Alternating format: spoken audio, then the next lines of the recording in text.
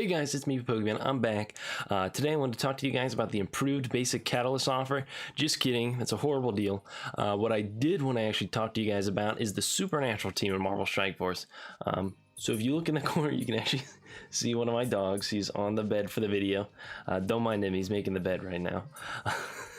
But if we look over here, let's take a look at the supernatural team. So the supernatural team was sort of a team that came and went in Marvel Strike Force in a lot of ways.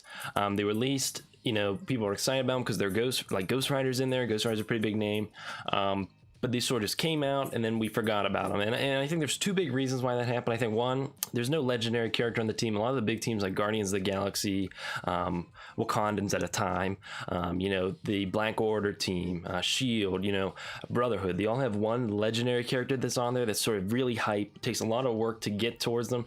And they're sort of, a legendary character is generally better than the average characters. So that sort of makes the team better as a whole. Supernatural does not have a legendary character associated with them. On top of that, this is the supernatural team right here. There's no tank really, and there's no anchor in the supernatural team, which I think makes them, it's sort of easy to underestimate them because you look at this and you're like, oh, okay, I can kill any one of these guys. You know, you play Brotherhood, you have Juggernaut, you got to get through it, and Blob, and you're just like, oh. You know, or Wakandans have M'Baku for what he's worth. Teams like Shield have security and stuff like that. I mean, there's a lot of tanks on teams that are just sort of, you can count on them to keep the team safe. The team's very reliable because you know you have a tank that'll protect the team. But what's interesting about the supernatural team is there is no tank. You know, there is no anchor to depend on when you're playing them. It sort of makes them a little bit of a scarier team to use, at least from my perspective, because you can't, you know, it's a little worrying, like, oh, what if somebody bursts down one of my characters? And which I would argue that is one of the supernatural team's weaknesses. But let's first go through all of them. I'll show you what they all do, and then I'll show you a match of them all working together to give you an idea of how the supernatural team works and to sort of help you understand their value in the game. You may notice my dog is gone. Cooper he heard somebody else come into the house and he wanted to hang out with them. But first off, we have Doctor Strange. Doctor Strange, the big thing he brings to the team is Winds of Watum. Essentially, this allows him to flip positive effects on the enemy team to negative effects. Actually, I'm going to get this right now because that's a good tier 4 right there. So this allows him to flip positive effects right there on the enemy team into negative effects. Really great because you'll see with Ghost Rider, there's a ton of synergy with applying negative effects and Scarlet Witch with extending negative effects. So Doctor Strange being able to do that is very good. On top of that, his ultimate is pretty nice right here. He revives a supernatural ally with 65% health. So this is also really good because, like I said, there's no tank to the team. So that can make, you know, this team a little scary to play, but you don't have to worry about that as much because Doctor Strange has the ability to revive his team. He also has some other interesting stuff in his passive, like he gets some healing when a positive effect is applied to an enemy, you know, little stuff like that. But really, the two big reasons you're putting him on the team is for his special and his ultimate. Next up, we have Mordo. Mordo, I'd say he just applies a ton of debuffs naturally. His basic attack, he's applying debuffs with it. His special skill, he's applying stuns and slows to the enemy team and blinds. And then his ultimate, he's applying heal blocks. So he's just ton of debuffs coming out from Mordo. He also gets a little bit of healing when there's a death of a character, and if it's a mystic, they heal a little bit. But really, why you're putting Mordo on the team is he just applies a ton of debuffs, and that's sort of what he contributes to the supernatural team. Next up is Scarlet Witch. Scarlet Witch, she has some fine stuff in her kit. She can apply some negative effects with her basic attack. Her special's not bad. She can sort of, she evens out your squad's health. So say at the start of a match somebody tries to burst down one of your members, Scarlet Witch can then sort of even out everyone's health and then apply defense up. So it sort of gives everyone a little bit more survivability, but it's not, I wouldn't say it's better than having a tank, but really what Scarlet Witch brings to the team is her ultimate right here. So this is an awesome skill right here. Essentially, she prolongs every negative effect on all your enemies. So that's That's just crazy. So you know how Doctor Strange is flipping positive effects, Mordo's applying them, Scarlet Witch extends them all. So this is one of the big things that make this team work. It's just incredible, extending negative effects with Scarlet Witch, and then her passive, she has a chance to spread negative effects from an enemy. Well, it's really not going to happen. But really, it's her ultimate. That's why you have Scarlet Witch on the team. Her ultimate is incredible. Next up, we have Ghost Rider. Now he's sort of the keystone character in the team, I'd say. What he does best is he uses his passive right here, and he grants ability energy to supernatural allies, which is good if somebody dies. And if one of his allies die, he gets to attack an enemy that killed him for a ton of damage. It goes up to 500% damage. He gains a charge, which boosts one of his ultimate. So already we're sort of playing into the fact that there's no tank. Ghost Rider sort of works off of that. So say you do burst down one of the supernatural members, then Ghost Rider is going to go ham on you, and he's going to deal a ton of damage back to you. So it's a little risky to burst down one of the supernatural members, especially assuming if you did it with a glass cannon, because then Ghost Rider would come back at you with a 500% damage attack. Really, one of the best thing in this kit is when a negative effect is applied to an enemy, it fills the speed bar of self and all supernatural allies by 2%. This goes up to 3%, but this is really good because you're applying a ton of debuffs. You're extending them, flipping positive effects to negative effects. You're getting a ton of negative effects on the enemy team, and every time you're doing that, now Ghost Rider is also boosting, increasing the speed of your team, so you get to go faster. So really great passive right here. Plus, it gives a little bit of health to the team and focus, which allows you to apply those kind of things a little more reliably.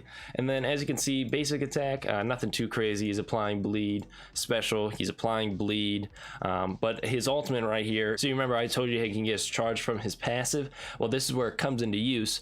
Right here, he gets to attack the target for a ton of piercing. And I don't even have this in max rank. We're talking about another, almost 200% on top of this. So it goes up to like 500% piercing, and if he's charged when this does this, then he gets to drain when he does this, so he gets to heal back all the damage he does. So Ghost Rider is just a really good character. He speeds up the team, he applies bleeds, and he punishes the enemies if they happen to kill one of the supernatural members. Finally, we have Elsa Bloodstone. She's sort of the consistent DPS member of the team. I'd argue she's the least complicated. Basic attack, really cool. This is really cool when it comes into her passive. So she attacks the primary target, but then she bonus attacks a couple more times on top of that.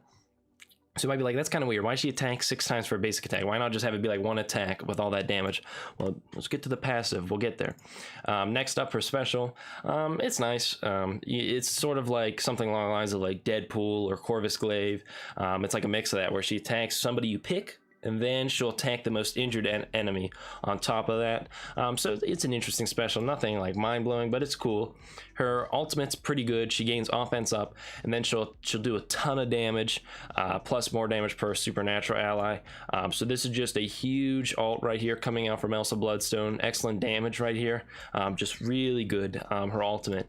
But what's interesting, probably the coolest thing about her, is her passive right here. When there's an ally that misses, or when she misses, if she has 3 or more supernatural allies, she then attacks the person that dodged for 170% damage. So really interesting right here, because like I said, the basic attack, she hits it 6 times, so it's not that much damage. But if they dodge one of those 6 basic attacks, then she gets to do one of these little special passive attacks on them, and this just sort of helps out the whole team. This allows her to synergize better with all of them. If you happen to miss anything, Elsa comes in and punishes. So just really interesting right here. And of course, this goes up to more damage because I don't have it fully leveled up, but she's sort of the DPS for the team, and her passive is just really interesting. I wish it wasn't unique to only helping out with supernatural allies. I'd really like it if it was uniform, just because I think it's such an interesting gimmick. I'd like to see it interact with a lot more characters.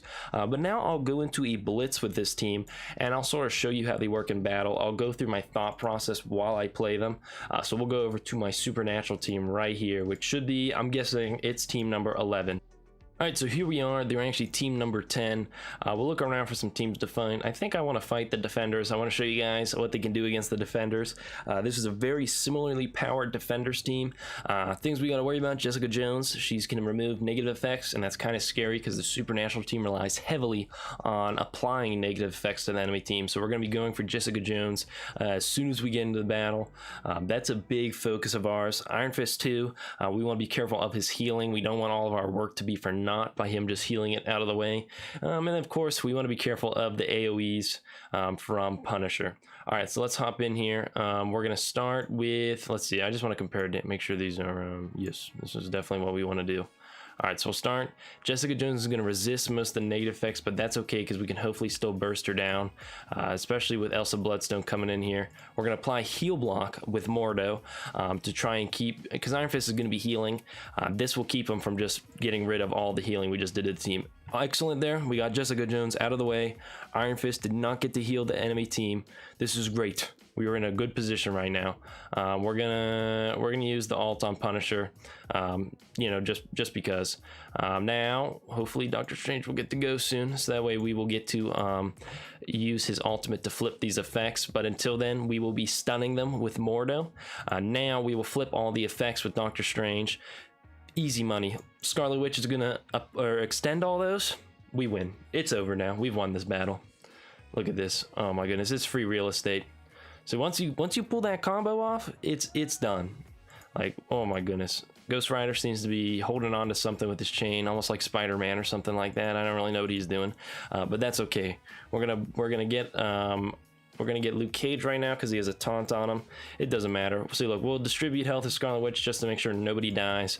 But let's finish off Luke Cage here. I think, yeah, Elsa Bloodstone. We finished him off. Easy as that. So that is a similarly powered defenders team.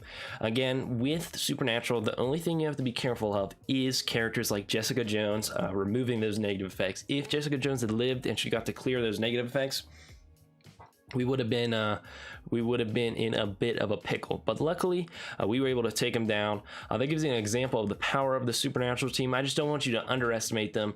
A very capable team, a very unique team. I enjoy how they play together. If you watch some of my other videos, you know I'm not necessarily a fan of the theming of this team. I don't know if these characters necessarily belong together, but regardless of that, I think their kits are really cool, and I definitely think they're characters to invest in, especially as a newer player. Even though Elsa and Ghost Rider are not farmable at the moment, they're still an appealing team because there are no legendary characters, and that's great to have in this game. That sort of allows you to just hop in and build a team without having to build up anyone beforehand. Well, that being said, let me know what you guys think about the Supernatural team down below, because what do I know? I am only an 18-year-old. I hope everyone can have a happy and healthy day, and I'll see you guys in the next video. Goodbye, everyone.